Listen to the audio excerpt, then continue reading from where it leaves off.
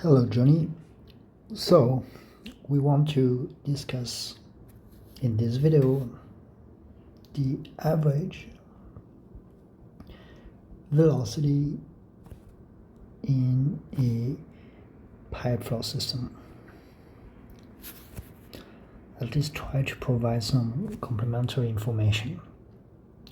So we're saying in class that this could be written as V bar equals to the integral of the velocity, basically over the surface, and divided by the cross-sectional surface area of our basic pipe flow system. And remember, it's represented this way. We have our pipe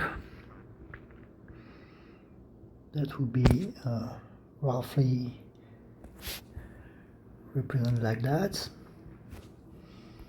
and we have a fluid that flows through our pipe, and from essential momentum balance we've established before that the velocity distribution roughly looked like this, right, with maximum velocity in the center and zero velocity on the walls and intermediate values for the velocity in between, right? So now I want to discuss why the average velocity is written this way using integrals.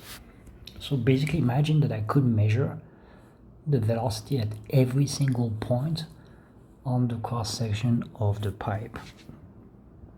Okay, so if we represent the cross section anywhere,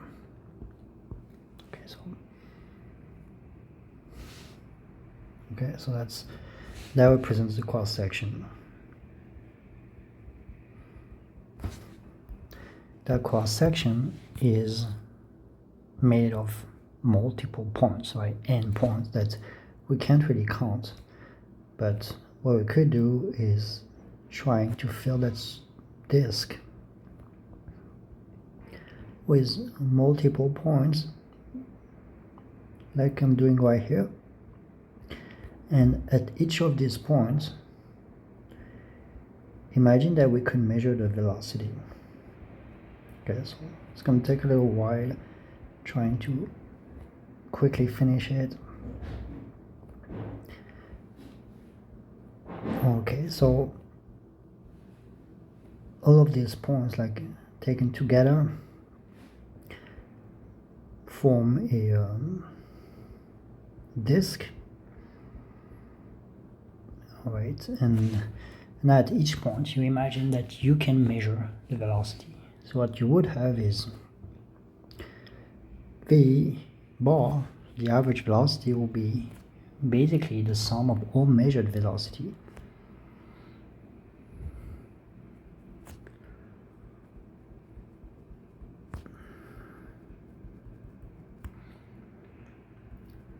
So at each point, and the whole thing will be divided by the number of measurements.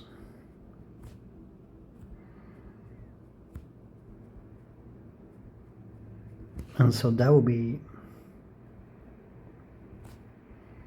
written like this: sum of all the VI from I equals to 1 to n divided by the total number of measurements, which will be n.